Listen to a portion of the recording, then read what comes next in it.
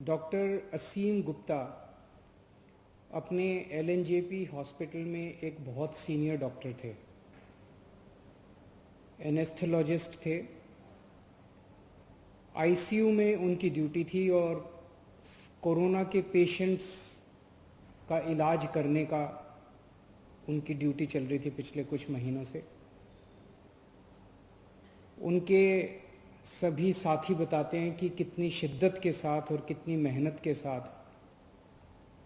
वो पेशेंट्स की सेवा किया करते थे। कोरोना के मरीजों की सेवा करते करते 3 जून को उन्हें खुद कोरोना हो गया। अस्पताल में भर्ती हुए और अंत में वो कोरोना से लड़ते लड़ते हम सबको छोड़ के चले गए। उनकी वाइफ भी डॉक्टर हैं। आज सुबह उनकी वाइफ से मेरी लंबी बात हुई। उनकी वाइफ को भी कोरोना हो गया था, लेकिन उनकी वाइफ कोरोना से बाहर निकल आई हैं और वो अब स्वस्थ हैं। हम सब प्रार्थना करते हैं कि डॉक्टर असीम गुप्ता की आत्मा को भगवान अपने चरणों में जगह दे। ऐसे लोगों की वजह से ही आज हम लोग कोरोना से लड़ पा रहे हैं। डॉक्टर असीम गुप्ता हम सब लोगों के लिए बहुत बड़ी प्रेरणा हैं और हम सब दिल्ली वासी और देशवासी उनकी इस सेवा को नमन करते हैं। दिल्ली सरकार उनके सम्मान में उनके परिवार को 1 करोड़ रुपए की सम्मान राशि देगी। उनकी जान की कोई कीमत नहीं है। ऐसे लोग देश की, इंसान की सेवा करते करते हंसते हंसते छोड़ के चले जाते हैं, लेकिन उनके जाने के बाद ये एक छोटी सी राशि है जो देश की तरफ से, लोगों की तरफ से, दिल्ली के लोगों की तरफ से उनके परिवार को दी जाएगी। कुछ दिन पहले तक, कुछ हफ्ते पहले तक दिल्ली में बेड्स की बहुत समस्या थी। लोग अस्पतालों के दर दर की ठोकरें खाते थे। अगर कोई घर में कोरोना से बीमार हो जाए तो एक अस्पताल से दूसरे अस्पताल, दूसरे से तीसरे अस्पताल, जिस अस्पताल में जाते थे सुनने को मिलता था कि बेड भरे हुए हैं, बेड भरे हुए हैं, बेड खाली नहीं है। मेरे पास बहुत फ़ोन आते थे। रात रात भर में जाग के लोगों के लिए अलग अलग अस्पतालों में बेड्स का इंतजाम करता था। पिछले 1 महीने में हम लोगों ने कई कदम उठाए जिसकी वजह से आज दिल्ली में बेड्स की कमी नहीं है। पर्याप्त मात्रा में बेड्स हैं। 13,500 अभी बेड्स हैं कोरोना के, और उनमें से केवल 6,000 भरे हुए हैं, 7,500 खाली हैं। तो बेड्स की कमी नहीं है। लेकिन पिछले कुछ दिनों से मैं देख रहा हूं प्लाज्मा को लेके काफ़ी अफरा तफरी मची हुई है। अब मेरे पास खूब फ़ोन आ रहे हैं लोगों के। लोग कहते हैं जी हमारे फलाना मरीज बीमार है, उसको प्लाज्मा दिलवा दीजिए, इसको प्लाज्मा दिलवा दीजिए, और लोग दर दर की ठोकरें खा रहे हैं। बहुत ज़्यादा अफरा तफरी मची हुई है दिल्ली में। दिल्ली सबसे पहला राज्य था देश में, आप लोगों को याद होगा लगभग 2-2.5 महीने पहले मैंने बताया था कि हम लोग प्लाज्मा थेरेपी का ट्रायल कर रहे हैं। हमने प्लाज्मा थेरेपी का ट्रायल किया, 29 मरीजों के ऊपर किया। जो नतीजे आए वो काफ़ी उत्साहवर्धक थे।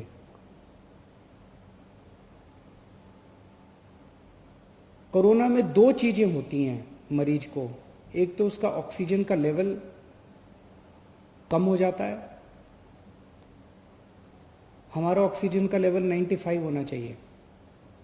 ये अगर 90 पहुंच जाता है, 85 पहुंच जाता है, 80 पहुंच जाता है तो खतरनाक हो जाता है। तो एक तो ऑक्सीजन का लेवल कम हो जाता है और दूसरा रेस्पिरेशन का लेवल बहुत ज़्यादा बढ़ जाता है, सांस फूलने लगती है। रेस्पिरेशन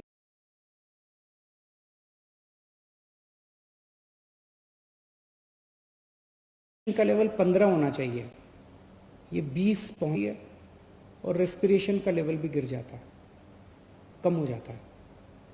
तो 29 पेशेंट्स को हमने दिया, उसके अच्छे नतीजे आए, उसे हमने केंद्र सरकार को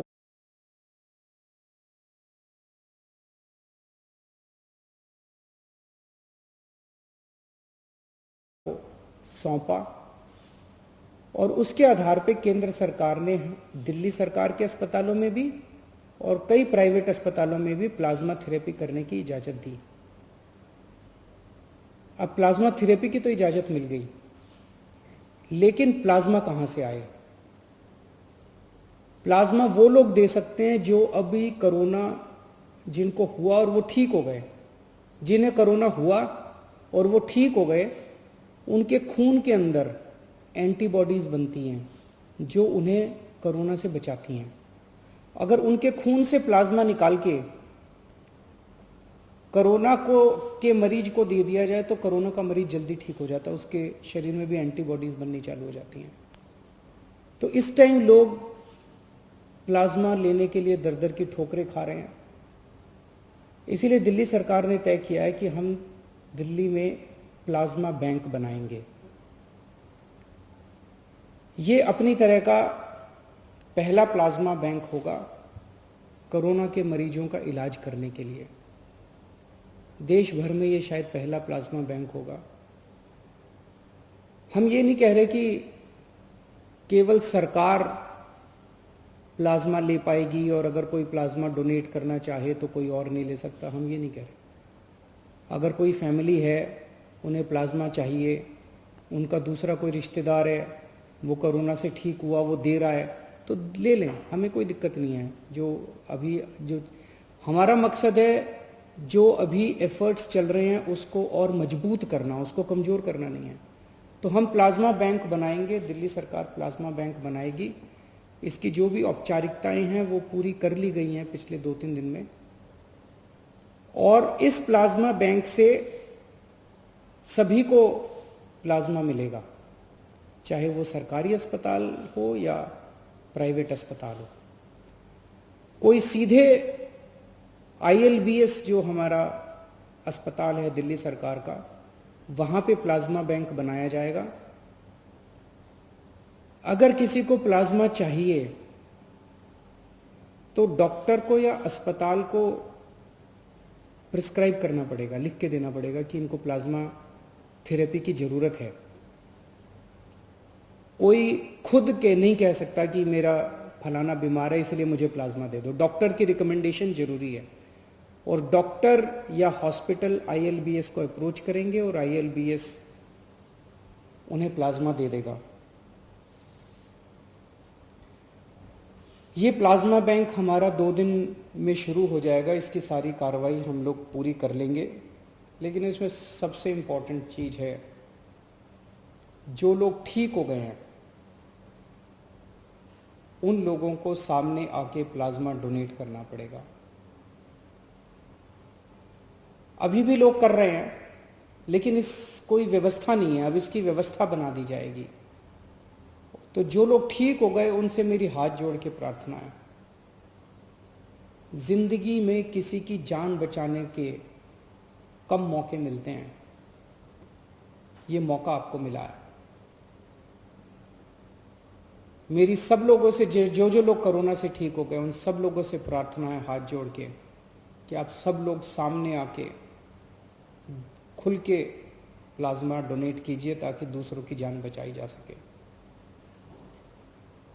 एक तरह से यही सच्ची भगवान की सेवा है, एक तरह से यही सच्ची भगवान की भक्ति है।